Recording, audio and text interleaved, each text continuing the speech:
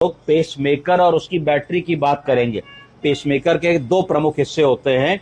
एक जनरेटर जो pulse rate को जनरेट करता है, दूसरी बैटरी जो उस पल्स को जनरेट करने की ऊर्जा देती है। आपको मोबाइल रोज चार्ज करना पड़ता है, पर पेसमेकर की बैटरी जो एक बार लगती है वो 10 से 15 साल तक चल सकती है। देखिए क्या क्षमता है, क्या साइंस है, क्या टेक्नोलॉजी है। और जनरेटर हो गया जो पल्स बना रहा है, बैटरी हो गई जो ऊर्जा दे रही है, तीसरी चीज तार। तार उस करंट को हार्ट तक कैसे पहुंचाएगा, इतना काम पेसमेकर को करना होता है। तो अब अगर हम बात करते हैं तो पेसमेकर क्यों इस्तेमाल होता है, ये इसलिए इस्तेमाल होता है कि वो रेगुलेट करता है हार्ट बीट को।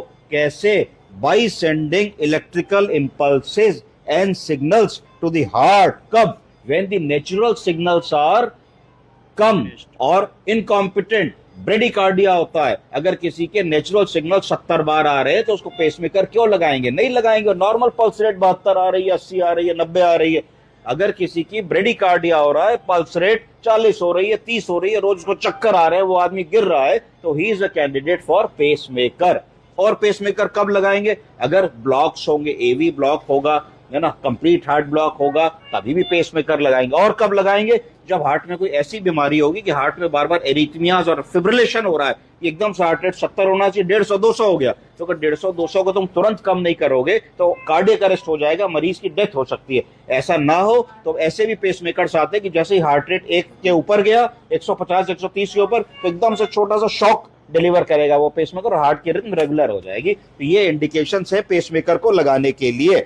अब पेसमेकर हेल्प करता है हार्ट रेट को नॉर्मल रखने में, जिससे कि जो सिनर्जिक इफेक्ट है हार्ट रेट का और चैम्बर्स की कॉन्ट्रैक्टिबिलिटी का वो मेंटेन रहे।